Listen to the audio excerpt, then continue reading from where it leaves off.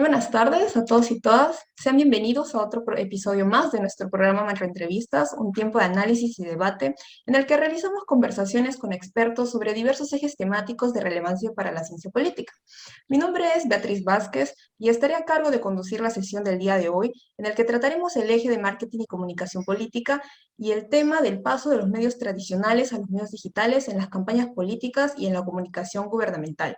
Para ello, tenemos el gusto de contar con la presencia de dos invitados especiales. Desde Argentina nos acompaña el profesor Mario Riorda, quien es politólogo y activista de la comunicación política, presidente de la Comisión de la Asociación Latinoamericana de Investigadores en Campañas Electorales, ALICE, director de la Maestría en Comunicación Política de la Universidad Austral. Fue decano en la Facultad de Ciencia Política y Relaciones Internacionales de la Universidad Católica de Córdoba. Asimismo, ha participado en más de 140 procesos electorales y asesorado a más de 80 gobiernos de todos los niveles en América Latina en cuestiones de estrategia y comunicación política. Bienvenido, profesor Mario Riorda. Un gusto, Beatriz, un placer estar aquí, también compartiendo con Héctor, a ver si el debate mutuo nos enriquece. Asimismo, desde Perú nos acompaña Héctor Venegas, quien es politólogo por la Universidad Nacional Federico Villarreal, diplomado posgrado en Dirección de Comunicación Digital para la Gestión Pública por la Universidad San Martín de Porres, coautor del ebook Crisis Online en Época Electoral, ex Social Media Manager del Instituto de Comunicación Política y Gobierno, Content Manager en 3 ediciones Edicor, Community Manager en la campaña ganadora de Lima Metropolitana, Muñoz ya sabe, y autor del ebook El Cuadrante de la Campaña Política Digital. Bienvenido, Héctor. Muchas gracias, Beatriz. Muchas gracias a las y los organizadores. Gracias al maestro Mario Riorda, que yo creo que más que un debate, vamos aquí a aprender a escuchar de él. Coincido y he leído mucho sobre su trabajo, cosa que se ha venido implementando más bien en el trabajo en el que yo he realizado en redes sociales. Bien. Queremos agradecerles a nombre del Sexto Macrocoloquio Estudiante de Ciencia Política por acompañarnos el día de hoy y apoyarnos en el desarrollo de este proyecto con el que buscamos conocer más sobre diversos temas relacionados a la ciencia política. Es un total gusto y si les parece bien empezamos con las preguntas. Vamos Sí, nomás. Bien. Bueno, como se mencionó, el día de hoy dialogaremos acerca de los medios tradicionales y los medios digitales, ¿no? Cuando hacemos referencia a los medios tradicionales, se suele hacer mención principalmente a la televisión, la radio y la prensa escrita, los cuales tienen un proceso de comunicación en el que el emisor transmite una información, un mensaje al receptor sin que se tenga una interacción directamente entre ellos, ¿no? Por otro lado, tenemos a los medios digitales, que son aquellos que se desarrollan por el Internet, por ejemplo, las redes sociales, y que a diferencia de los medios tradicionales permiten esa interacción entre las personas que vendrían a ser los usuarios, ¿no? Ya desde hace unos años hemos podido notar que estos medios digitales han tenido una mayor fuerza para hacer la política, ¿no? En la forma en la que se realiza la política. Y es por ello que el día de hoy queremos abordar todo ese cambio que hemos estado percibiendo en los medios de la forma de hacer comunicación política. Y es así como vamos a iniciar con el tema de las campañas políticas. Así que empecemos con una pregunta general, ¿no? ¿De qué manera se ha dado la evolución de medios tradicionales a medios digitales en las campañas políticas? Empezaría el profesor Mario Riordo. Bueno, en primer lugar, es bastante difícil generalizar. Creo que a lo largo del tiempo hay una transformación que claramente está cercana a las 2 décadas. Si uno empieza de alguna manera, a especular con que lo que fue una tendencia empieza a consolidarse, ¿no? Creo que, en primer lugar, cada transformación ha generado épocas. La televisión ha sido de la más potente porque ha generado un proceso, yo diría, de mutación de la representación política. De hecho, la teorización en términos de la política televisada, la política espectáculo, yo diría el concepto de lo popular, ¿no? como un elemento transversal que nos saca de la era de partidos para ir a una era donde la imagen es predominante, ha permitido imaginar que eso evolucionó hacia una época de cierta horizontalidad, de un mundo chato, de un mundo plano, donde cada voz valía uno, ¿sí? La verdad es que es una gran ficción. Creo que en potencia ese mundo plano, ese mundo horizontal, ese mundo deliberativo, ese mundo donde yo podía escribirle un tuit a Obama en su momento, es una ficción porque el mundo empieza a reorganizarse en clave de convergencia. Y creo que ahí está la gran transformación, que es que los sistemas de medios ya no son sistemas que no dialogan entre sí, que son totalmente diseccionables y separables, sino que están totalmente entrelazados, están imbricados, y donde no todo es digital, pero a la larga todo termina confluyendo e impactando en lo digital. Esto no significa que lo digital excluya ni supere los medios convencionales, sino que le da una estructura circular. Por eso la palabra convergente me parece que es la palabra, probablemente en mi punto de vista, más potente para entender la transformación de la comunicación en estas 2 décadas, y esto sí también ha impactado en las campañas electorales, que no excluyen prácticas de la tradición, ¿sí? Que no excluyen acciones territoriales, pero que claramente gestan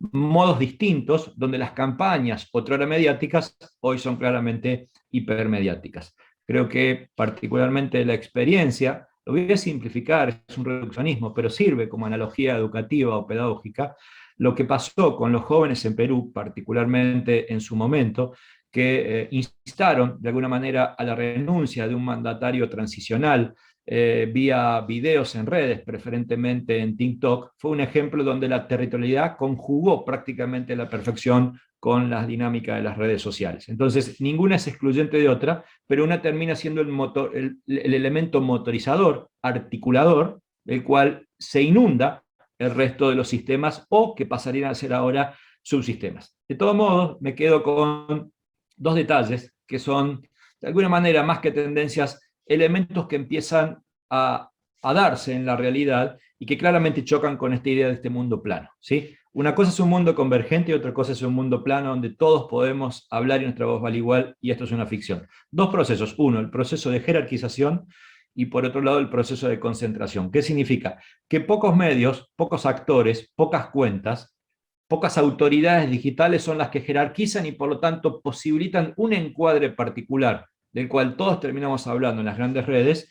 Y 2, el proceso de concentración es que estos que tienen la capacidad de jerarquizar son pocos, ¿sí? Entonces, y además muchos de estos pocos son también algunos actores que vienen de la dinámica, especialmente grupos mediáticos, del mundo de los medios tradicionales. Entonces, la plenitud, ¿no? Esta idea de este mundo, de una planicie horizontal, de un debate democrático, pareciera ser una especie de panacea que se nos venía, ha sido una ficción, y de este modo, a través de un proceso convergente y de la complicación, conjugación, imbricación, entrelazamiento y una cantidad de elementos o conceptos para explicar las difíciles relaciones entre medios, son las que articulan las campañas electorales, que han dejado de ser procesos lineales, sino procesos, yo diría, totalmente inabordables, ¿sí? Porque vemos solo un pedacito y no tan solo un spot o la dinámica de la comunicación política producida. Hay mucho, yo diría, discurso, contenido y comunicación subterránea que ni siquiera depende de la propia producción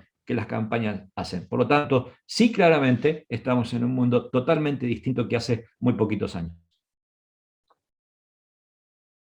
Muchas gracias por su respuesta. Ahora sería el turno de Héctor Venegas. Adelante. Definitivamente va a ser enriquecedora la conversación y tener eso, ¿no? Presente, yo creo que hay una idea aquí clave con la que debemos, seguramente marcará esta conversación, y es la utopía que puede ser el Internet, ¿no? Como tal, como un mundo democrático, como en algún momento se planteó, y la distopía que ha terminado siendo en algunos países. Digo, justamente la concentración de lo que se decía en su momento, las voluntades, opiniones y los espacios que se iban a poder compartir y generar a raíz de que un ciudadano quisiera poner una postura o influenciar o compartir, informar a su medio más cercano, decía que se iba a poder pues masificar, llegar, viralizar a muchas personas. Sin embargo, vemos que el algoritmo tirano tal cual no permite esa disposición tal cual, ¿no? Digo, uno puede lanzar y tener una información muy buena, un comunicar hasta cierto punto, no sé, de manera óptima, pero se va a ver limitado por los alcances y por la interacción que juzgue cada red social, y incluso por el presupuesto que tenga.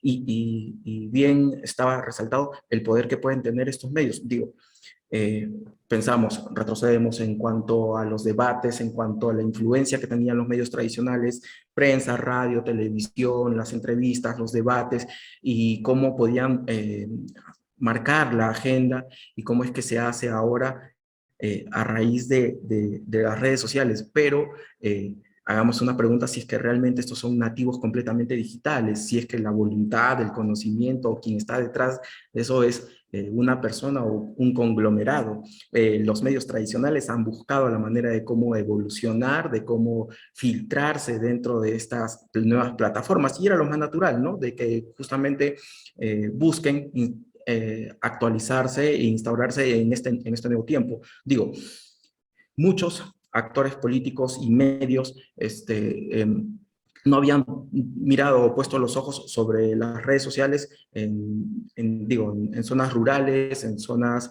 quizás con poca conectividad, pero que sin embargo ahora, a raíz de la pandemia, un catalizador, algo que realmente ha llevado a que estos miren, vuelquen sus ojos sobre este espacio digital, han hecho que justamente estos medios, estos actores políticos involucren también no solo la voluntad, la decisión política, sino también el poder adquisitivo, el financiamiento, y justamente con las buenas prácticas también los actores con otras malas prácticas, ¿no? Que así yo creo que esto está pues, para conversar sobre justamente lo que bien mencionaba, ¿no? Las autoridades encuadradas, el proceso de concentración que puedan tener estos medios digitales. Yo por ahí dejo esa intervención. Muchas gracias. Profesor Mario Riorda, ¿desearía añadir algún comentario? No, me parece fenomenal. Además, digo, me encanta la cercanía. No sé la cantidad de años que le llevo a Héctor. Deben ¿No? ser 20 o 30, me imagino, más o menos. Digo, eso también es interesante, ¿no? Porque generalmente estas transformaciones aquí generan desafíos donde, más allá de lo que podamos estudiar nosotros como investigadores o de la consultoría, implica desde todo punto de vista visiones, y muchas de estas visiones no son del todo comprendidas sino por los propios actores que generacionalmente vivencian estos procesos, ¿no? Yo ponía el ejemplo hace un ratito de TikTok. Es una red que, debo admitir, la veo de afuera, pero me impacta en ciertas cosas. La veo por conductas de jóvenes, la veo por estudios cualitativos de jóvenes, ¿no? Entonces, es bien interesante, ¿no? Cómo uno vivencia, y sobre todo porque al día de hoy en toda América Latina, me animo a decir en toda, conociendo estudios prácticamente a escala regional, pero país por país, cuando uno genera algo así como estudios de consumo, atendiendo a la cuestión etaria, en los adultos todavía, con comodidad la televisión sigue siendo el medio predominante, y evidentemente en los jóvenes no. Y no porque no vean televisión, o incluso quienes manifiestan ver la televisión, hay que decodificar qué significa eso, ¿no? Hoy la televisión se ve, por ejemplo, por pedacitos de Twitter. Hoy la televisión se ve por pedacitos de TikTok. Es decir, el consumo de la comunicación por pedacitos, ¿no? Me encantaría un libro que se llame así, porque tiene una autoridad académica muy potente el llamar la comunicación por pedacitos, ¿no? La atomización de la comunicación. Entonces, esto genera dinámicas muy novedosas, ¿no? Donde, aunque nos pongamos de acuerdo que la televisión no desapareció, probablemente no es tan sencillo poner de acuerdo cómo consume esa televisión la sociedad, ¿sí? Y el joven la consume de un modo, casi siempre tardíamente, nunca en vivo, nunca online, no, nunca había un canal, ¿sí? O muchas veces la televisión puede ser mirar Netflix, donde técnicamente no es televisión a la vieja usanza, aunque uno la mire desde el aparato de TV. Entonces, creo que hay modificaciones interesantes. Por eso, más allá de estas distancias, me encanta poder charlar con alguien que generacionalmente no corresponde a mi generación, pero que manejemos, yo diría, mismas perspectivas para analizar la dinámica de transformación o la metamorfosis de la comunicación, preferentemente en el área de la comunicación política, ¿no? Imagínense que si hoy, por ejemplo, yo manejase una campaña, lo único, lo último, lo que no haría es probablemente ser yo el responsable de digitar los contenidos de medios, y atendiendo especialmente a medios que tengan que ver con el consumo, especialmente de jóvenes, porque no tengo ni idea, así de simple. Entonces, una cosa es entender los procesos y otra cosa es vivir los procesos, ¿no? Y me encanta esta perspectiva que le estamos dando, con bastante cercanía, por cierto. Muchas gracias. Héctor, ¿deseas añadir un comentario también? Sí, claro, qué bueno saber que hay coincidencias. Y de hecho, También vengo de un proceso de aprendizaje y he visto cómo ha transformado de lo analógico a lo digital.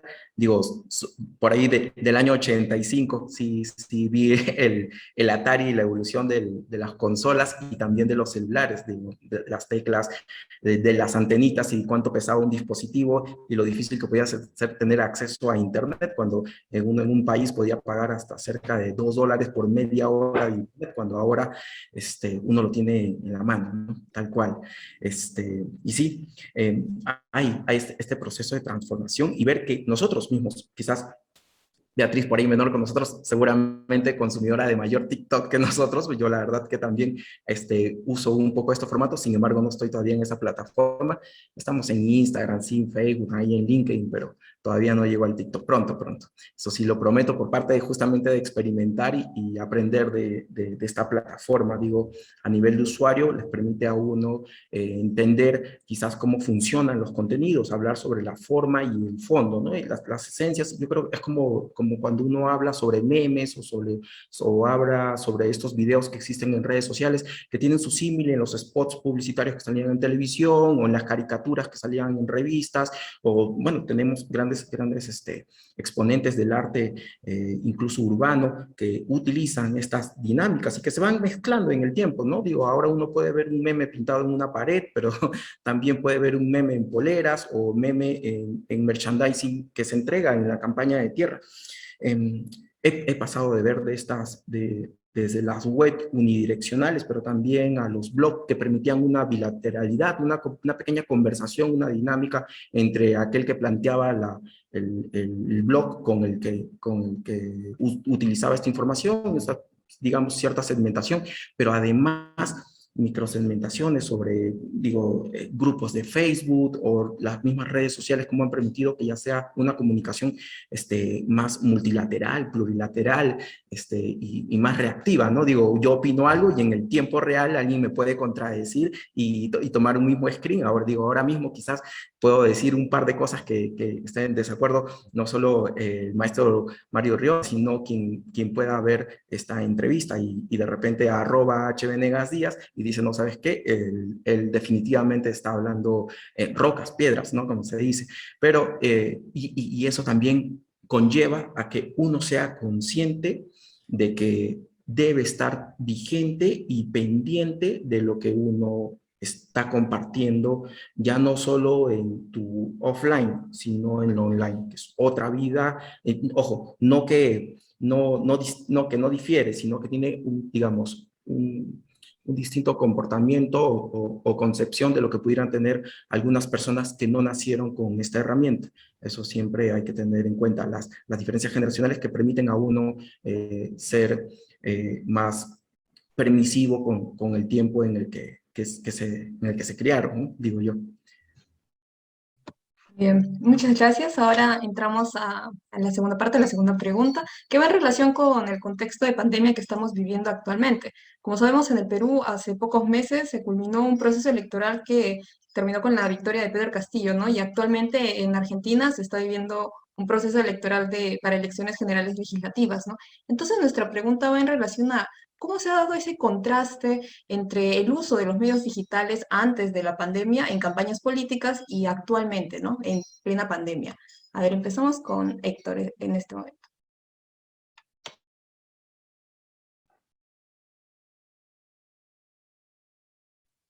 Tu micro, Estás Héctor. muteado, doctor.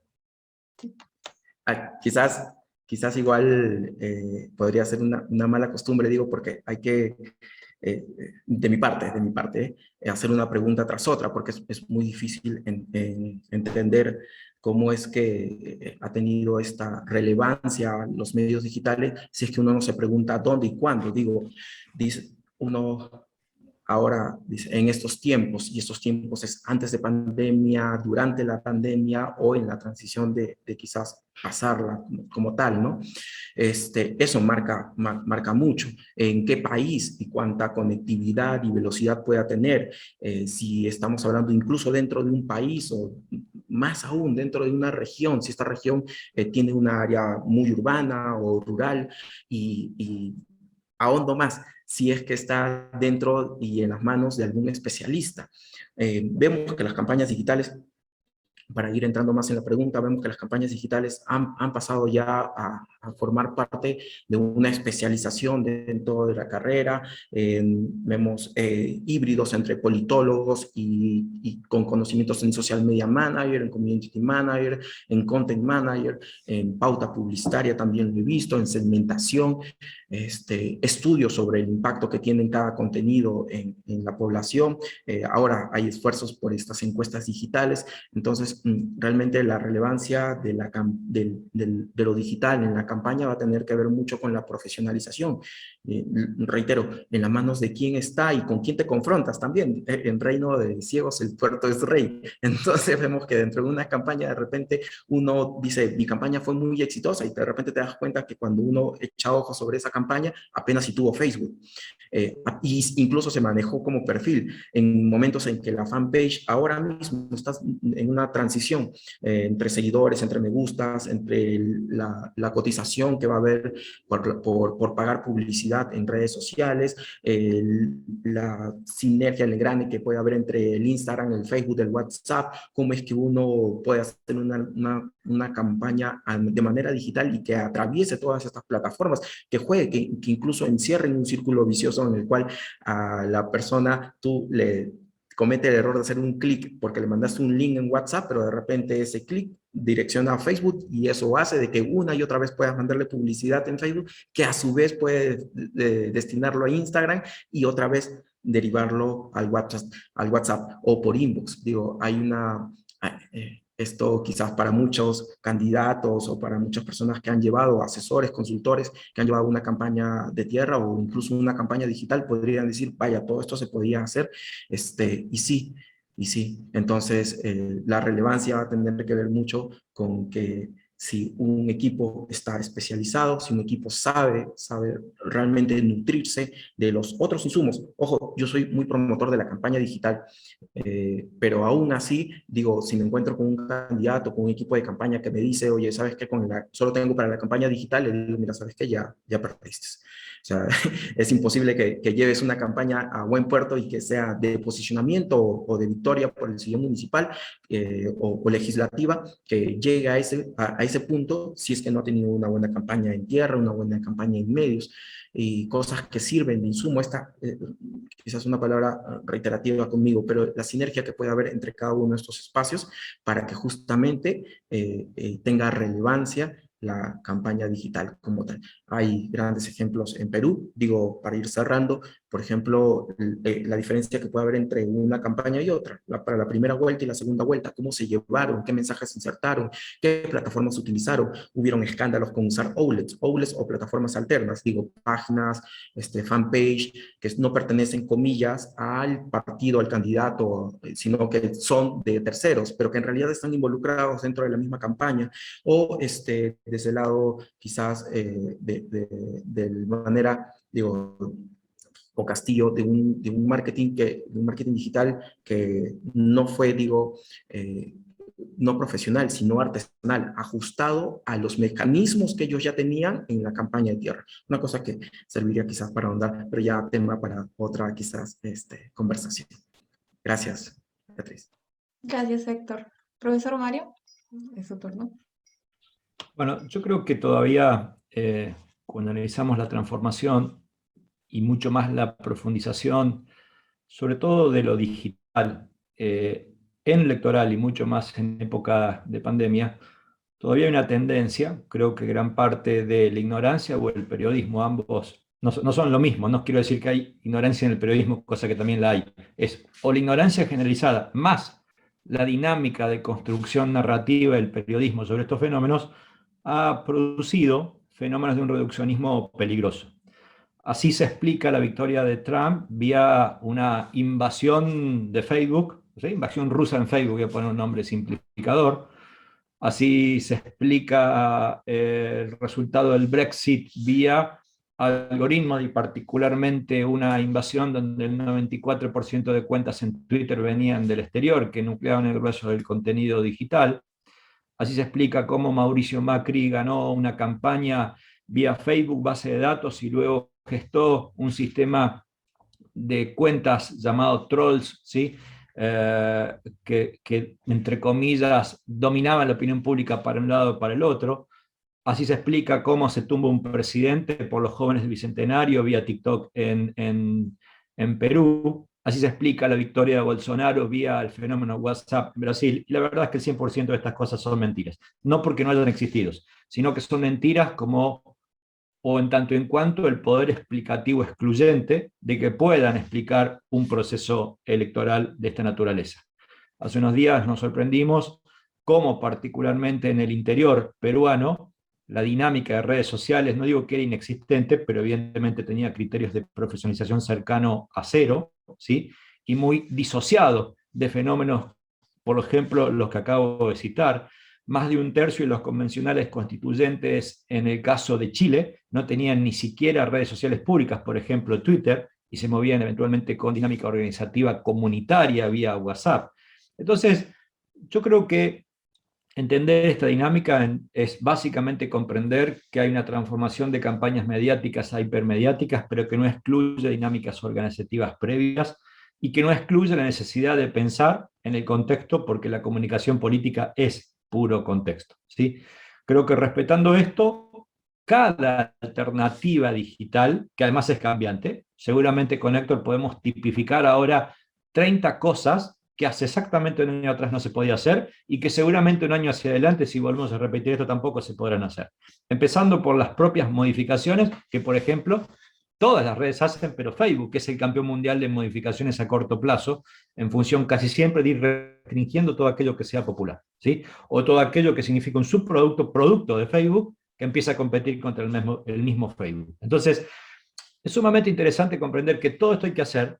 Nada por sí mismo tiene el poder explicativo excluyente, y todo es lo mismo que en los otros medios o sistemas de medios cuando eran diseccionables, delimitables y separados. Hay que usar la radio, aunque la radio no sea lo más importante, nadie se pone a pensar, todo el mundo usa. Hay que usar la televisión, aunque la televisión pierda terreno, nadie se pone a pensar, todo el mundo usa. Y entonces así pasa también con las redes sociales.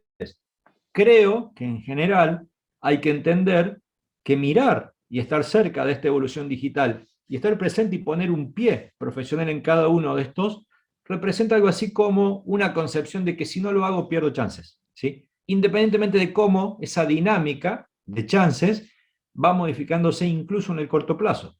La dinámica de la televisión se mantiene relativamente parecida por décadas. Ahora, la dinámica de las redes sociales muta por meses, muta por años. Entonces, creo en este sentido que ahí sí hay una gran transformación. De todos modos, creo que también aquí hay todavía usos que le dan, yo digo, una eficacia moderada a cada red social.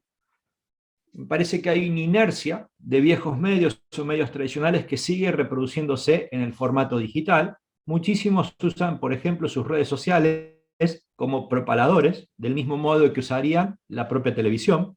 Esto es bien interesante.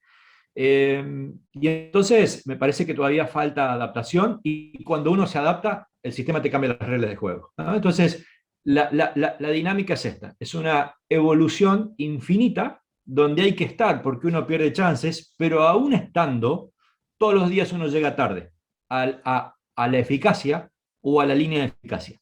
Entonces, desaparecen los gurúes, desaparece básicamente la eficacia. ¿En qué sentido?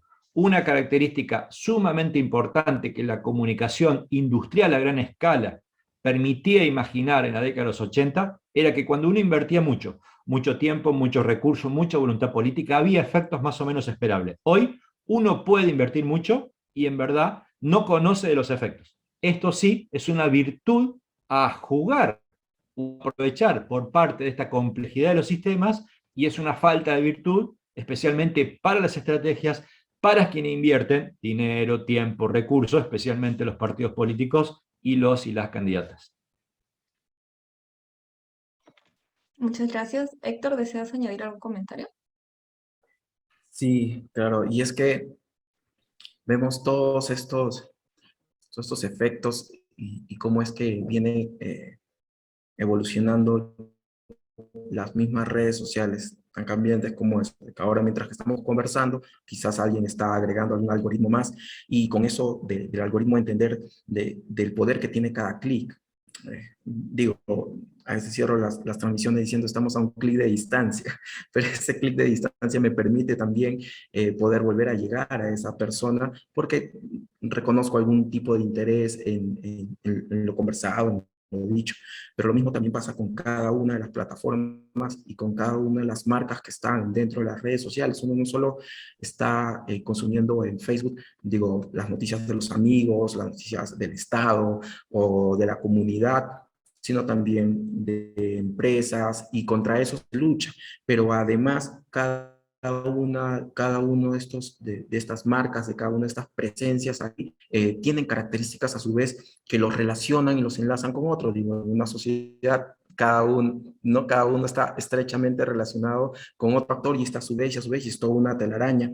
Eh, entonces, este clic, el poder que puede tener el hecho no solo para nosotros de poder jugar o de adquirir información de acuerdo a nuestros intereses, nuestros deseos, sino también del otro lado, toda la información que se puede manejar desde el hecho de que yo le digo a Facebook en qué lugar vivo, en qué lugar he comido, en dónde estuve, y si uno quiere ir más allá y se pone medio paranoico, a ver si le diste toda la configuración de tu celular cuando lo instalaste, y si no le diste georreferencia o le diste todo el permiso habido por haber para que sepa, ¿no? Digo, algunos dicen no escucha la conversación. Entonces uno está ahí en el día a día conversando, hablando con el amigo, con la familia, fuera, dentro de un cuarto, en cuatro paredes, con solo una persona, y todo eso sigue siendo información adicional. Eh, y con eso, el cómo es que estos poderes que tienen, que tienen poder adquisitivo pueden justamente spamear, si es que uno quiere usar una palabra digital, para darnos una y otra información, ni siquiera comunicarnos, sino como tal darnos contenidos que a su les antojan. Pero además, ¿cómo es que las cuentas fake, los troll, hay una diferencia ahí que os digo, las cuentas troll, para no entrar muy fondo, a mí me parece que son cuentas que tienen capacidad de influencia, que tienen una comunidad, que pueden tener una réplica no llevada por bots, sino que realmente las personas ha generado una comunidad que realmente las personas reaccionan para con estos pronunciamientos. Digo, uno puede decir influencers también, si es que quiere incluirlos. Digo, a una distinción entre lo positivo y lo negativo. Un influencer puede hablar algo positivo de una marca, un troll normalmente sirve para atacar. Pero también tenemos estas cuentas fake que pueden ser de manera artesanal y que pueden buscar ser muy, muy, muy avanzadas. Digo, pueden filtrarse dentro de partidos, filtrarse dentro de organizaciones, como también las hay personas que simplemente crean una cuenta de Facebook, ponen la foto de una modelo y comparten algunos contenidos que muchas veces sirve de poco. Entonces, eso, darnos cuenta de toda esta información que está ahí detrás de las redes sociales. Digo, ahora mencionando hace un momento lo de Netflix, grandes documentales que muestran y que te dejan a uno con la pregunta de realmente qué cosa es personal y no, por ejemplo.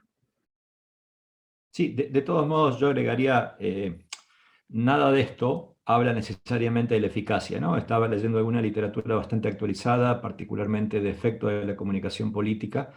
Un paper norteamericano que evalúa 49 campañas electorales habla de que, por ejemplo, en términos de estímulos digitales, el máximo estímulo es que el 2,3% de quienes consumen algún tipo de contenido en ese lugar hacen un clic, y esto no significa que además luego de hacer el clic sean favorables a lo que cliquean. Este número, en un estudio hecho en Berlín, por ejemplo, derivó que en la revista Political Communication, una revista de más autoridad de la comunicación política en el mundo, el subtítulo del paper académico era efecto cercano a cero. Para poner un número, 0,09% era el efecto, por ejemplo, de un banner político.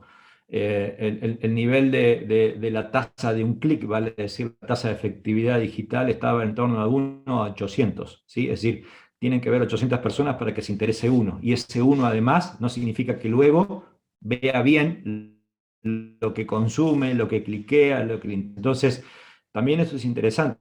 porque uno iba al mundo televisivo en una época y era un mundo muy caro y no tenía garantía de efectos. Hoy va al mundo digital porque aquí el mundo digital, pero mucho más tiene garantía de efectos que antes, ¿no? Entonces, ¿qué hay que hacer? Es evidente, hay que hacer mucho, mucho más evidente, que hay que entender las tendencias, por supuesto, que hay que invertir, ni lo duden, pero que todo eso sea efectivo, la verdad es que es muy poco. De hecho, siempre pongo desde hace unos días este ejemplo, vean la campaña de Perú, ¿sí? La campaña de Perú es una campaña que en términos de efectos era impronosticable desde todo punto de vista, por más que uno hubiera hecho genialidades en el mundo digital. Entonces, me parece sumamente interesante ser realista. Se ha transformado el modo de consumo, se ha transformado el modo de inversión, se ha transformado el sistema de medios, se ha hecho convergente, se ha transformado la dinámica de la discursividad, las narrativas desde todo punto de vista que requieren adaptaciones, se han evidenciado particularmente, y es uno de los efectos más negativos, por no decir el peor efecto, que son el aumento de los niveles de radicalización, no porque el troleo, no porque las granjas de bots puedan meter contenido que no exista, sino que mayormente lo que es radicalizar posturas que sí existen, generando núcleos en torno a prejuicios. Creo que la idea de dictadura versus comunismo en Perú es un ejemplo muy interesante de prejuicios que antes existían, no la idea del racismo ni hablar, que antes existía y que las redes simplemente lo que hacen es visibilizarlo, expandirlo y por si fuera poco generar tribus, algunas ficticias, otras muy reales, que alimentan, radicalizan esos núcleos, esos prejuicios existentes. Por lo tanto, la pregunta es,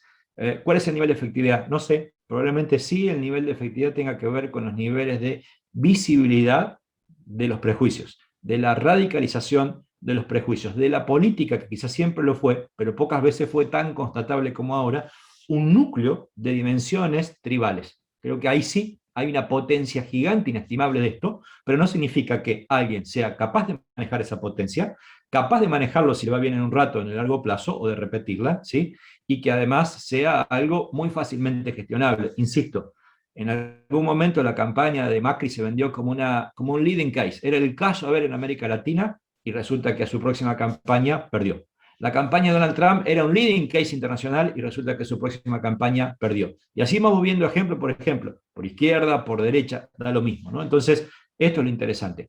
La dinámica, la convulsión social producto de la dinámica digital es gigante, pero no significa algo que alguien la pueda gestionar, o por lo menos con facilidad y mucho más, ni siquiera en largo plazo, en el mediano plazo, ¿no? Muchas gracias por sus respuestas y ahora pasamos a la tercera pregunta, que nos gustaría que lo conteste ya desde su perspectiva y tal vez experiencia que han tenido en campañas políticas, ¿no? A partir de lo que han vivido y percibido desde su perspectiva, ¿cuál será el papel de los medios digitales en un futuro o en los próximos años en el desempeño de las campañas políticas? Y acá empezamos con el profesor Mario. Ha de ser un fluido, un repositorio, donde no todo es digital, pero todo repercute en lo digital y lo digital conecta, ¿sí? Para bien o para mal. Yo creo que uno de los papeles interesantes es que probablemente antes, a ver, voy a hablar de, ya que Beatriz nos animó a esto, yo antes solía planificar las campañas y llevaba un PowerPoint y decía que iba a pasar el día 1, el día que se abría la campaña, y que iba a pasar el último día, el día que cerraban la campaña. Pensábamos en eventos contingentes, por supuesto, pero solía, por ejemplo, presentar campañas de 3 meses básicamente con qué iba a ser todos los días, en qué época íbamos a presentar esta propuesta electoral, etcétera, etcétera. Hoy, primero, la propuesta electoral es una pieza de arqueología, ¿sí? Segundo, jamás me animo a planificar más allá de una semana. Tercero, me dicen, ¿cómo cerramos? No tengo ni idea. ¿Cómo abrimos? Tampoco. Entonces, en esta experiencia, me parece que es como una mancha de aceite que tratamos de contenerla, pero se nos expande, ¿sí? Una mancha de aceite donde se nos cayó mucho aceite, se nos va expandiendo y esa expansión multiforme, una expresión de geopolítica que a mí me encanta utilizar para esto, ¿sí? Va adquiriendo esa mancha, distintos formatos, se expande de distintos niveles. Entonces, la pregunta es, ¿qué va a pasar? Nada, de mi punto de vista, va a seguir complejizándose esta red, esta relación infinita, ¿sí? Desde todo punto de vista, pues uno no avisora un fin de nada, ¿sí?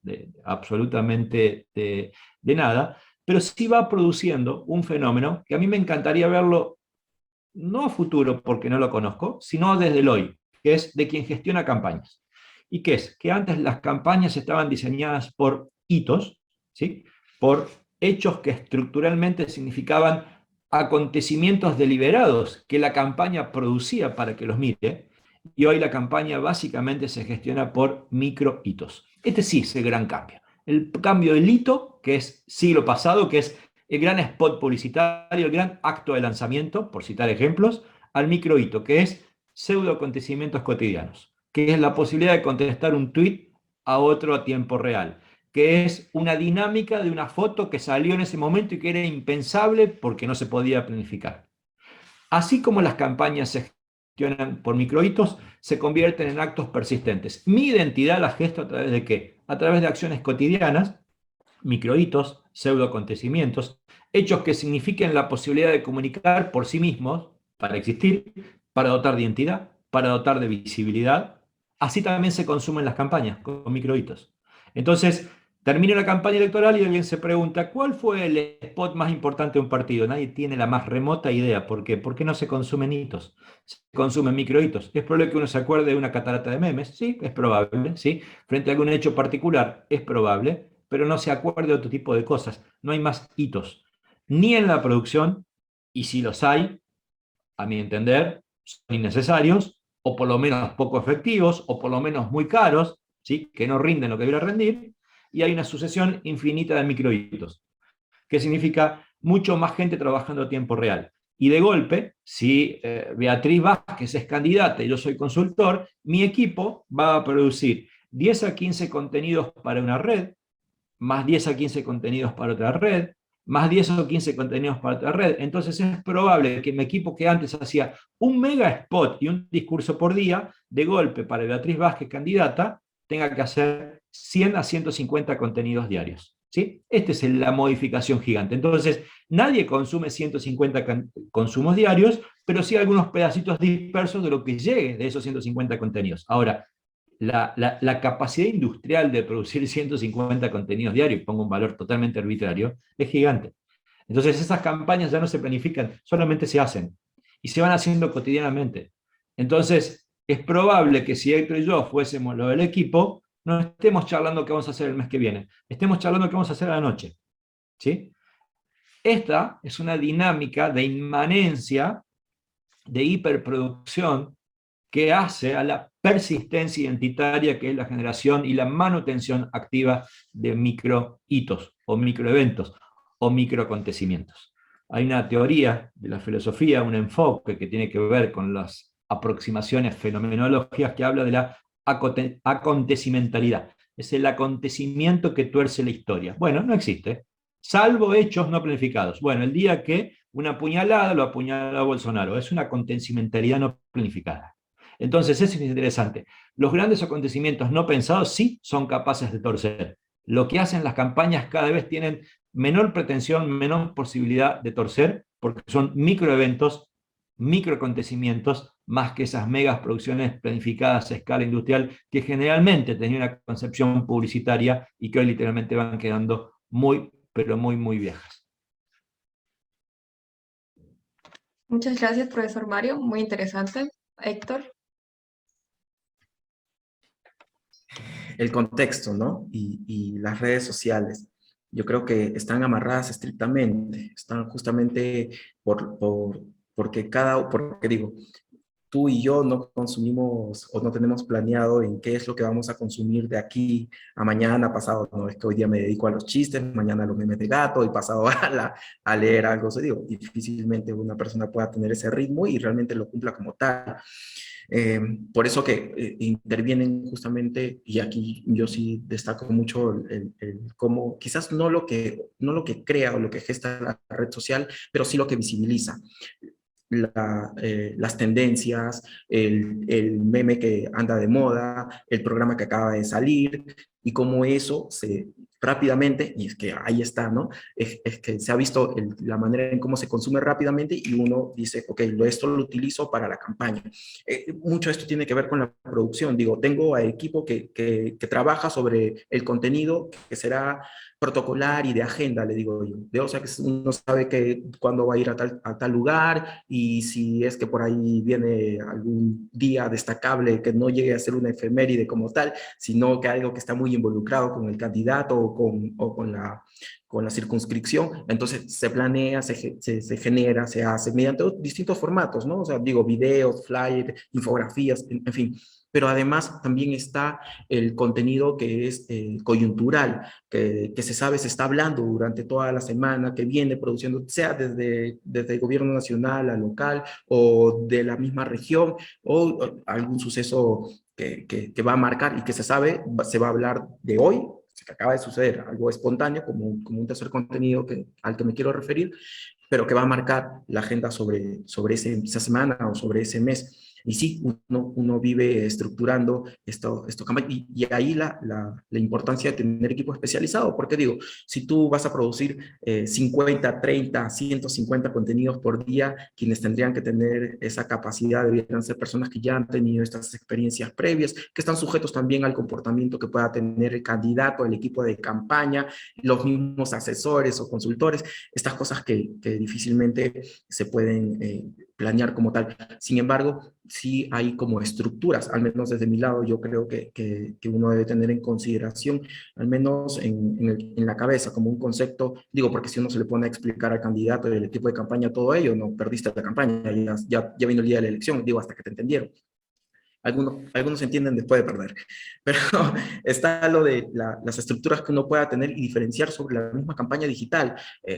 Ahora lo mencionaba el maestro Priorda, o sea, lo que ahora categorizamos, yo he hecho este esfuerzo de hacer una categoría en cuanto a la campaña digital, lo que es oficial, lo que es propositivo, de propuesta, de discurso, pero también el equipo que se encarga del soporte, que se encarga de movilizar a nivel de alcance, comillas, orgánico, porque hay un trabajo de medio, por lo tanto, un dinero, pero que no involucra la pauta publicitaria como tal, un equipo que entrena a otras personas, estos adeptos que están ahí en la campaña de tierra, que terminan siendo parte de por poner un nombre, portátil digital, activistas digitales, y que se suman a su vez a su campaña, pero también un equipo especializado en monitorear sobre lo que se va hablando del candidato, sobre lo que se habla del partido, un equipo de contención, o también, ¿por qué no mencionarlo?, equipos de que se encargan de generar contenidos, no desinformación, no fake news, si se quiere decir, sino que generan contenidos para destacar o visibilizar los efectos que tiene el otro candidato, una contracampaña, campaña de contraste, campaña de humo, campaña negra,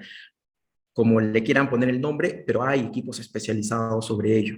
Entonces, sí creo que hay estas estructuras que sí debemos tener en consideración, al menos para poder dar una cierta dinámica, especialización a cada uno de los equipos. Digo, me ha tocado entrar a campañas en las que solo nos han pedido hacer memes.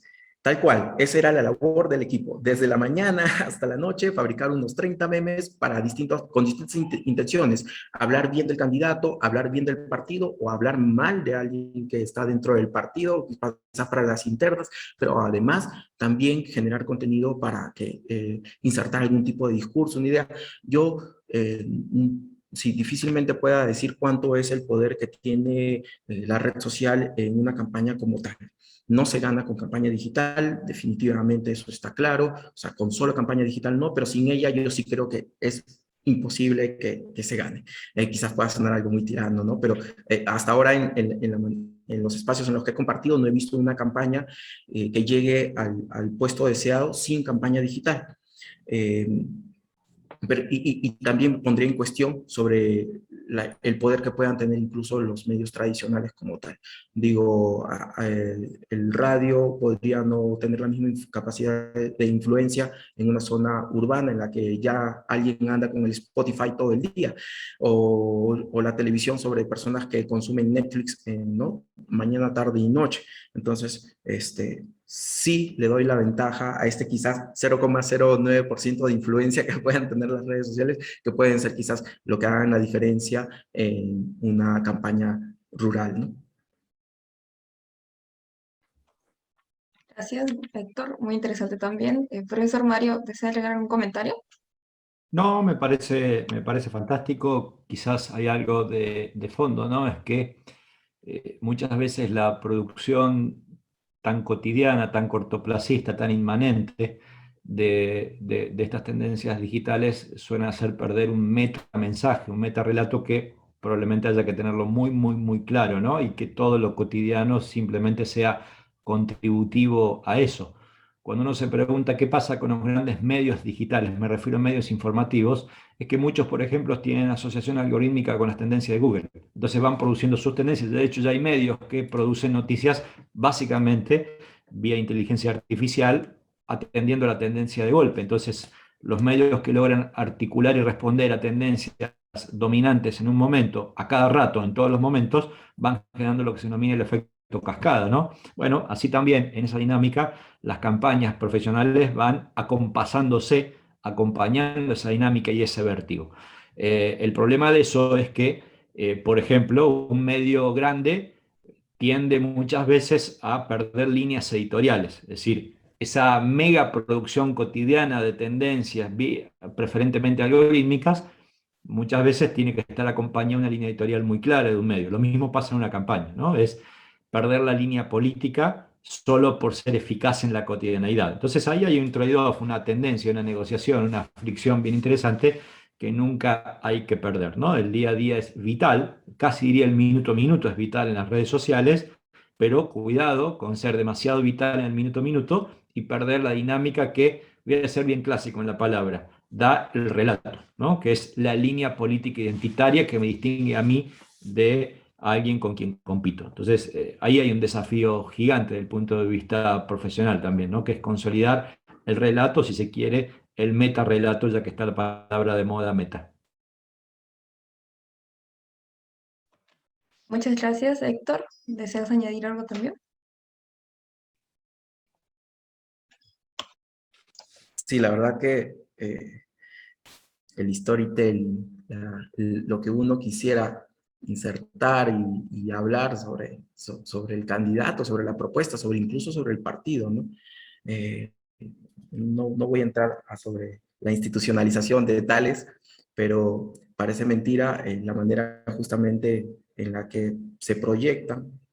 También me ha tocado tener candidatos en los cuales, a pesar de que han estado en un partido en el que se pudiera decir de derecha, han terminado insertando otras cosas en sus mismas plataformas. Y uno podría decir porque es invitado o porque hay falta de quizás, no sé, ideología como tal dentro de estos partidos que aparecen y desaparecen, pero de todas maneras creo que se proyecta justamente eso, digo, el, la esencia que puedan tener, que puedan proyectar dentro de la campaña misma, puede estar influenciada incluso del equipo digital.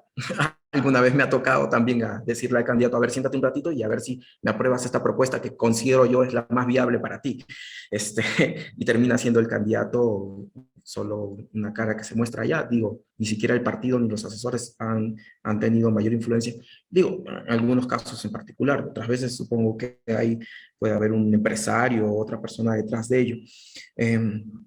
Hay una cosa que quisiera aclarar con esto de la campaña digital y el poder que pueda tener cada una de estas redes sociales o plataformas, y es que como tal debiéramos siempre entender de que cada uno tiene un formato y que ese formato sirve para visibilizar un tipo de producto, y ese producto a su vez está marcado por el candidato o quien fuera a asesorar. Cuánta cuánto engagement, cuánto alcance, cuánto enganche pueda tener con esa audiencia, es algo que va a depender mucho de tanto la estrategia que pueda tener, que eso creo que es claro, nadie puede dejar de lado de que no hay estrategia de cada uno, así sea de un solo producto, de la producción diaria, en cuanto también la inversión, el lado operativo, quizás la logística y recursos que puedan tener para impulsar estos tipos de contenidos por ahí. Bien, muchas gracias, Héctor. Ahora ya dejamos de lado el tema de las campañas electorales y vamos a pasar al tema de la comunicación gubernamental. Como sabemos, también estos medios digitales, de los cuales hemos hecho bastante énfasis, se han empezado a utilizar por los gobiernos, ¿no? Entonces, desde sus perspectivas y tal vez también realidades nacionales, ¿cuál sería esa necesidad, ese salto, esa necesidad del salto que los gobiernos tienen que dar hacia los medios digitales? A ver, en este caso empezamos con Héctor. Sí, yo creo que aquí ya la bola está en la cancha del maestro Mario. La verdad, que como consultor en el equipo de politólogos digitales hemos tenido oportunidad, sí, de trabajar con marcas de gobierno, hemos abordado algunos momentos de crisis, e incluso de ONGs, instituciones, pero yo creo que hay que tener claro de que la coordinación es una cosa, y con coordinación me refiero a la comunicación incluso interna. Uno va a un municipio y encuentras que la gerencia tal no tiene ni siquiera un anexo con la subgerencia, ni siquiera estoy yendo a lo de redes sociales, estoy hablando de un anexo, algo físico, ¿sí? Analógico, porque ahora si uno quiere hablar sobre plataformas y si conocen la nube y si saben cómo utilizarla, si saben sobre respaldos de su información, qué sé yo, hay Open Data, hay Government, gobierno electrónico, y tantos software que sirven en muchos países, se utiliza una misma red para poder cruzar la información, y digo, no están como en Perú, una tan distante de otra, cierto, algunas excepciones, ¿no? Pero esta coordinación que debe haber como tal es un paso al cual la comunicación digital, creo yo, debiera estar ahí. Siempre menciono los esfuerzos que hay desde esta ONG Think Tank, Democracia Digital en Perú, que hacen premiaciones y justamente visibilizan estas iniciativas desde lo privado, desde lo público, por justamente coordinar o transparentar, otra palabra muy clave en comunicación gubernamental, ¿no? La transparencia que debe haber dentro de las instituciones y cómo es que esta transparencia genera o generaría en todo caso, si es que se lleva bien como tal y se proyecta como tal, una credibilidad, una legitimidad en las instituciones. Entonces, la transparencia es un segundo punto a ver por ello. Y de otro lado, la cooperación interinstitucional a nivel de gobiernos, incluso de sectores, ¿no? Ministeriales. Todavía nos falta trabajar, yo creo que con eso me voy con un poquito del sinsabor. Ahora me encuentro en México y aquí veo otra dinámica a nivel del Estado y para con la ciudadanía, aún con ciertas quejas sobre algunos funcionamientos, pero yo creo, si me voy a Perú, disculpen compatriotas, pero es que aún nos falta trabajar mucho, mucho, mucho, mucho por llegar justamente a implementar el gobierno digital, ¿no? en Perú. Muchas gracias, Héctor. Profesor Mario Herrera, su turno. Bueno, yo voy a citar algunos datos, por más viejos que estén, porque tienen ya algunos años. Para el BID, el Banco Interamericano de Desarrollo, me tocó la posibilidad de dirigir lo que en su momento fue uno de los estudios más grandes del mundo en la relación gobiernos-ciudadanos, particularmente el ciudadano, yo diría, en su contacto digital con lo gubernamental. El estudio se llamó Gobernautas, que ha generado una buena cantidad de publicaciones derivadas, ¿no? Y me quedo con varias ideas. Uno, que el 90% de las interacciones ciudadanas con los gobiernos no son respondidas o correspondidas, vale decir, el modo más fácil donde uno se contacte con un gobierno es por lo digital, pero los gobiernos no responden en lo digital. Dos, que las prácticas de alguna manera tienen que ver con propalar, casi diría con una dimensión publicitaria antes que con una dimensión de servicio, y creo que después de una innumerable cantidad de cosas, algunas netamente discursivas, como que se produce un desacople entre el interés ciudadano en base a problemáticas y la respuesta de los gobiernos en base a temas blandos que, entre comillas, generen buena prensa, temas culturales, por caso, una agenda cultural, hay un desacople total. Entonces, me parece que ahí voy a ser bastante sintético en las conclusiones. Uno, las redes sociales deben generar, yo diría, esta ida y vuelta entre comunicación como servicio, servicio como comunicación. Esto significa que los gobiernos, a través de su ecosistema digital, deben empezar a visualizarse como una verdadera mesa de entradas digital desde el gobierno, lo cual garantiza, uno, un achicamiento necesario del ecosistema digital, dos, que cada entrada pueda tener un mismo nivel de protocolización en la respuesta, porque yo como ciudadano no tengo por qué conocer que un gobierno tiene 1000 cuentas y andar adivinando qué cuenta es capaz de responderme cada cosa, ¿sí? Tres, trazabilidad, que el servicio empiece a ser trazable internamente y geste de alguna manera un número de expediente, un número de trámite.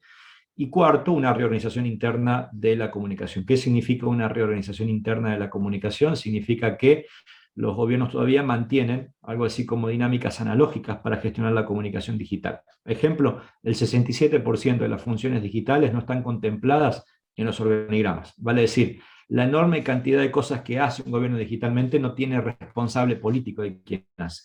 Esto significa que los gobiernos todavía se siguen pensando a sí mismos como gobiernos con organigramas analógicos de hace 30, 40 años hacia atrás, preferentemente sostenido en cargos, cuando en realidad aquí lo que hacen falta son funciones y funciones dinámicas, que van a durar un rato y que probablemente mañana ya no duren más. Este tránsito de los cargos a las funciones es algo impactante porque literalmente sí produce una reorganización gigante. Entonces, casi siempre lo digital se lo suele asociar a los fierros, como decimos aquí, que tiene que ver con la inversión dura, con el hardware, e incluso con el software, cuando en realidad gran parte del digital tiene que ver con la reorganización interna para poder gestionar puertas hacia afuera. Creo que los gobiernos, cuando conciban que la comunicación digital sobre todo les permite generar servicio y sobre todo les permite generar ciudadanía digital, van a dar un salto gigante. Hoy eso no se ve en términos macro, prácticamente ningún gobierno regional lo está haciendo del todo bien o suficientemente bien acorde a la enorme discursividad que casi siempre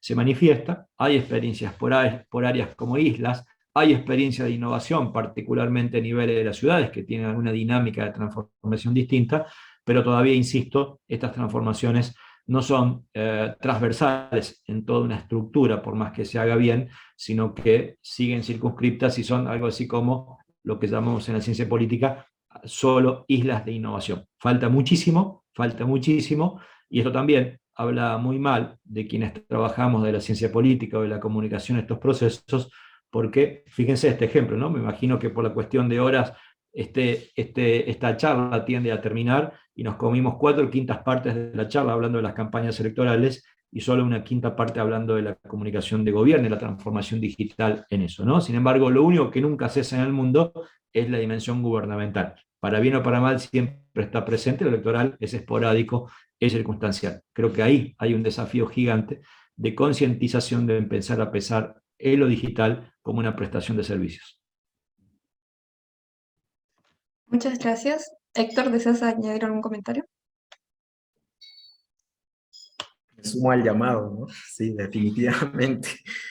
Falta trabajar mucho, hay esfuerzos desde quizás incluso actores del privado, digo, por ahí nosotros vamos siempre capacitando, ayudando de la manera, presentándole al municipio, te contaré que no tienes que inventar la dinamita, de hecho ya existe, hay nubes, hay plataformas, hay ONGs incluso que dan capacitaciones sobre ello, hay empresas que te pueden facilitar software, y que no es que tienes que mandar a traer un programador y levantar un center, en realidad no, sino que hay cosas tan sencillas como digitalizar la mesa de partes, ¿sí? Y cuando me refiero a digitalizar, no es que dejas ¿no? Envías tu correo y luego tienes que venir por la respuesta en físico para que luego te entreguen el documento. Hay tantas cosas que se podrían trabajar. Digo, viene a la mente el hecho de cómo congresos o cámaras todavía tienen documentos escaneados y no digital como tal, porque ahora digitalizados se puede pensar en que lo escaneó, lo tiene ahí en la nube, cuando en realidad eso si se quiere modificar tiene que volverse a imprimir o volverse a tipear para volverse a realizar, y eso no es ayudar al proceso, ¿no? Pensar en pequeños mapas de flujo. Una cosa, digo, viene tal pedido, esto se referencia a tal, sí, no, cuál es la respuesta y por dónde va.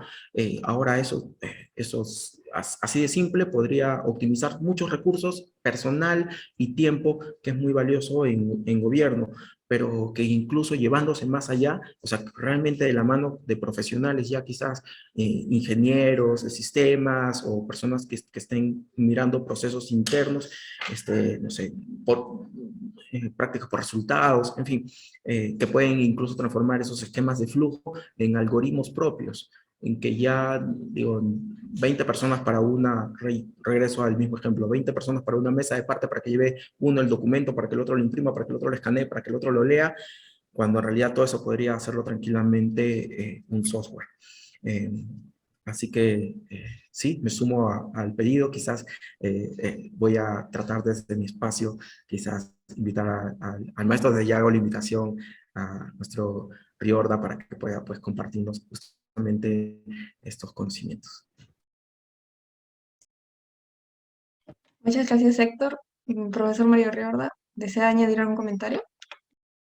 Nada, que le acepto el pedido para seguir gritando y hablando fuerte, porque de verdad esto es prioritario, ¿no? Digo, la verdadera transformación y evolución de la comunicación política es imposible imaginarla sin considerar una verdadera transformación de la comunicación gubernamental. Creo que el desacople entre la innovación electoral versus la innovación gubernamental es gigante, y por supuesto ni siquiera estoy considerando elementos de riesgo y de crisis, ¿sí? Me quedo ahí solo para ser prudente y no amargarme. Bien, muchas gracias. Ahora seguimos con otra pregunta que vendría a ser un poco más ya la idea que estaban enfatizando, ¿no? De cómo se viene dando la comunicación gubernamental en los últimos años, ¿no? Entonces, ya desde su perspectiva y tal vez experiencia, ¿cómo evaluaría a profundidad, ¿no? El desempeño de estos medios digitales por parte de la comunicación gubernamental? Acá empezamos con el profesor Mario. Pobrísimo en términos promedio. Cuando digo pobre me refiero a son una propaladora de acciones preferentemente personales. Creo que gran parte de las redes sociales son simplemente un criterio de agenda, no más que eso, ¿sí?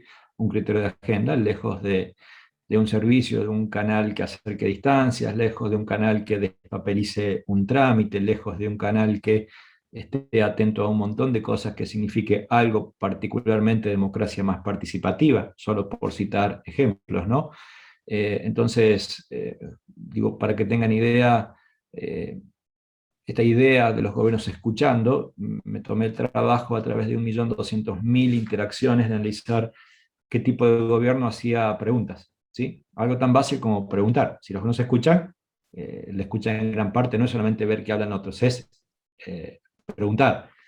Y la verdad es que es insignificante, desde todo punto de vista insignificante. Creo que son demostraciones a cada rato de que las redes están más parecidas a lo que hoy representa simbólicamente el presidente de Salvador Bukele, ¿no? No sé si vieron hace unos días, se presentó él disfrazado de emperador, y hoy, si ahora nosotros entren al tweet de Bukele, va a decir emperador de El Salvador, ¿no? Creo que así son las redes, ¿no? Simbólicamente, algunas, aunque tengan mayor nivel de institucionalización o formalización, no están muy lejos de esa pretensión de darle sentido, pero en un sentido muy salvaje, muy brutal, a uno de los modos en los que a mí me encanta definir la comunicación política, que es el intento de gestión de la agenda pública, incluso de control. Pero ese control no puede ser un control sin límites, no puede ser un control autoritario, es un control en el sentido de incidir en la agenda del contenido, en el flujo semántico de lo que se habla, evidentemente la agenda pública. La comunicación política siempre es una especie de bisagra de lo que se habla públicamente, lo que uno quiere que se hable públicamente, y ahí está expresada mi idea de control. Creo que en ese modelo que expresaba, si bien es extremo, sobre todo porque ya forma claramente o ubica a El Salvador como un proceso de democracia iliberal, no liberal, iliberal, evidentemente creo que hay una manifestación en hecho, en modo de ejemplo, de lo que muchos pretenderían, que es ser amos y señores del habla pública, controlar todo, usar las redes básicamente para castigar, básicamente para incidir, sin ningún tipo de institucionalidad, y obviamente siempre como un ejercicio de propalación para mantener el poder. No me gusta ser inocente con analizo, pero tampoco me gusta cuando la pérdida de inocencia deviene en procesos no democráticos. A la corte y a la larga, aún procesos democráticos manifiestan tendencias, manifiestan aspiraciones que van muy en línea de este desagradable caso que estoy citando. Muchas gracias. Héctor, ¿deseas?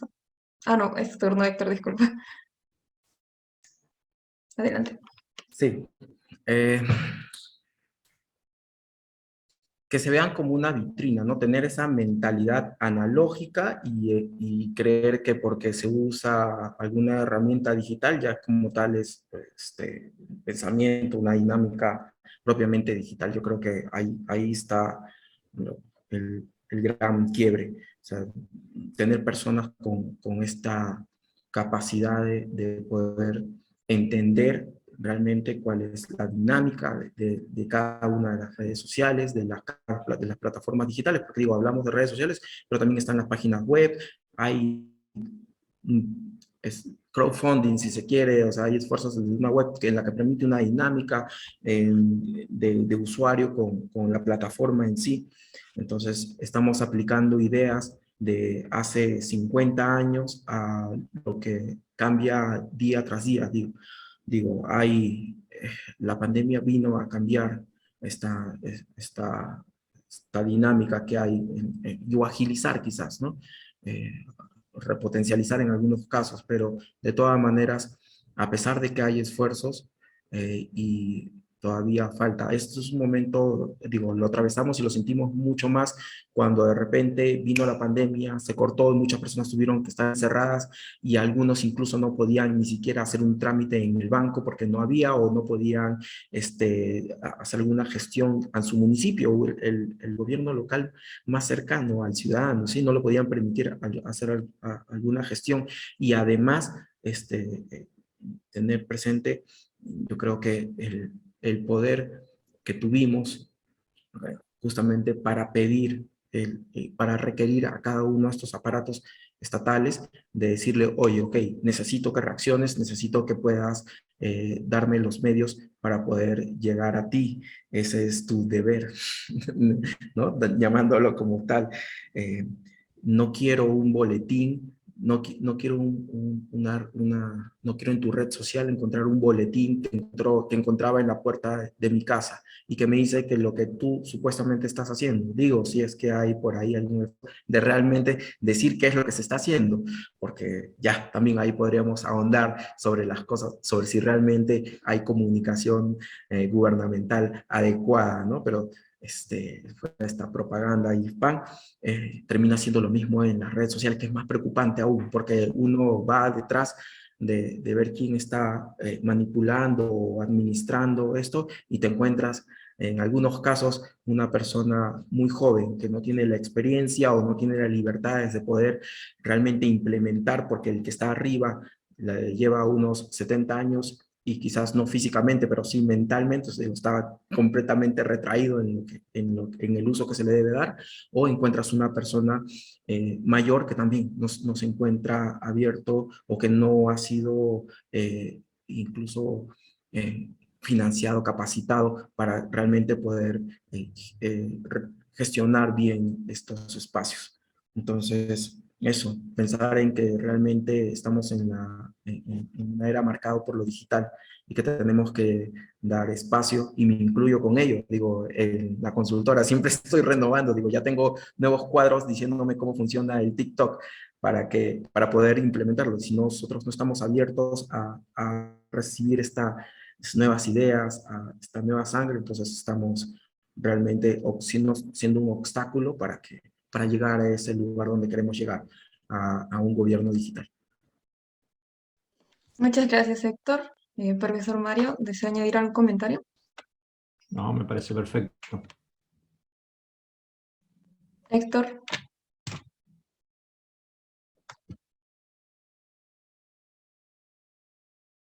a tu micro, Héctor. Decía que sí, que está bien, yo ahí voy con el comentario. Ese fue mi llamado, ¿no? Ok, muchas gracias. Ahora ya hemos llegado a la última pregunta, que ya vendría a ser como una reflexión ya para cerrar todo este tema, ¿no? Eh, La pregunta vendría a ser, ¿hacia dónde debería apuntar el uso de los medios de comunicación digital en la comunicación gubernamental desde ya su perspectiva? Empezamos con Héctor.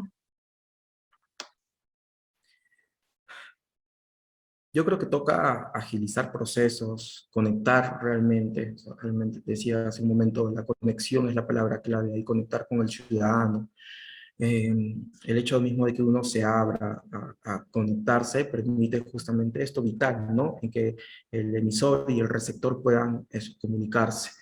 Ahora, y como tal, una reflexión, la comunicación, el hecho de que alguien quiera eh, se puede predisponer a escucharte, pero si tú no te predispones a hablar, a compartir, sea las necesidades, un pedido, una observación, una gratitud, entonces estamos mal. Hay actores en toda esta ciudad y uno mismo, aquí, donde está sentado, en los espacios en los que compartan, desde organizaciones académicas, desde el privado de una consultora, desde el asesoramiento, desde el gobierno, digo, está el ciudadano, están los colectivos, está los partidos, el sistema electoral como tal, el Estado, los candidatos, las autoridades. Entonces, si todos nos involucramos y no hacemos que se involucren, digo, yo hago involucrar a mi compañero, a mi amigo, al que trabaja conmigo, a mi familia, a mi mamá, a mi papá, a las personas que entiendan realmente que tienen en la mano no solo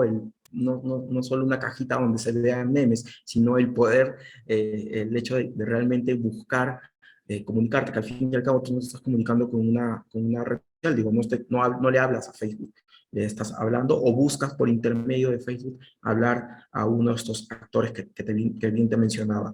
Eh, Creo que quizás puede ser algo esperanzador, utópico, pero todavía yo creo que sí se puede hacer desde iniciativas, quizás habla a mi lado activista, se puede desde el espacio en el que compartimos, intervenir y tener un ojo vigilante y ver cuál es el poder que está detrás de cada 100 clics, de cada 200 clics, de cada post, sea de un candidato o de un gobierno, realmente pensar en que hay, sí, de esos poderes detrás de, pero el mal obra en ausencia del bien. Así que eso creo que, aunque suene utópico, desde mi lado no quiero perder esa esperanza de que realmente organizándonos entre ciudadano, ciudadano o desde el privado con lo público, hacer nuestro grano de arena para cambiar y que realmente es el futuro no sea una distopía, no sea un mundo en el que todos estamos colapsados a raíz de que a alguien se le ocurrió insertar una idea por allá arriba y de repente quiere poner un país en crisis, porque sí, puede ser, sino que más bien alguien de camino intervino y que evitó quizás una masacre por esta polarización de los mensajes, por el llamado a estas pasiones que ahora se viralizan rápidamente.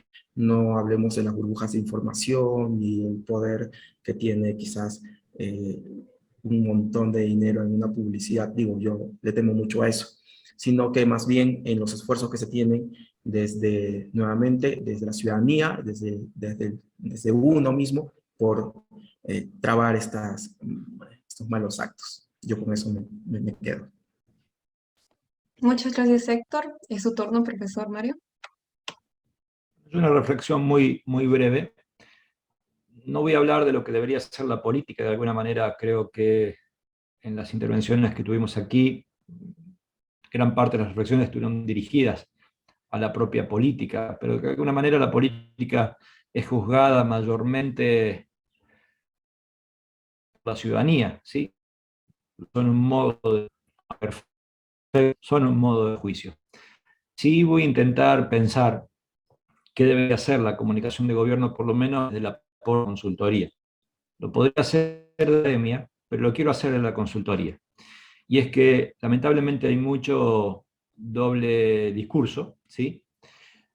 Hay apelaciones democráticas, pero literalmente hay mucho colega y mucha colega que mete mucha mierda, particularmente en el mundo digital, y esta es la expresión más correcta y más académica que me sale, la más seria, la más formal, donde de alguna manera no queda claro, o en todo caso sí queda demasiado claro, que entre una puja ética entre pensar en el sistema político y pensar en el cliente, prácticamente en el 100% de los casos se recuestan sobre la dimensión del cliente. Entonces, me parece que por ahí pasa una reflexión que tiene que ver con tener una ética política importante, muy ausente en mucha gente, lamentablemente, que tenga que ver con la consecuencia pública de nuestras recomendaciones, de nuestras acciones.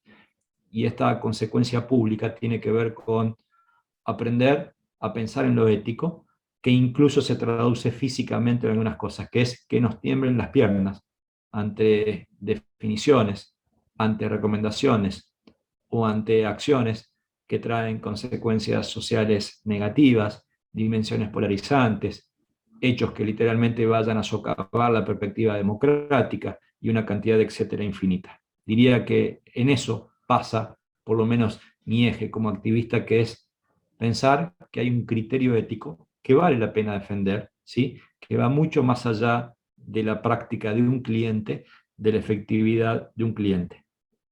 En algún momento, pensando en los trascendentales de la comunicación tomista de hace siglos, se hablaba del bonum como el elemento de la bondad pragmática, todo aquello que lleva a la consecución de los resultados, que evidentemente en este mundo es sumamente interesante, ¿sí?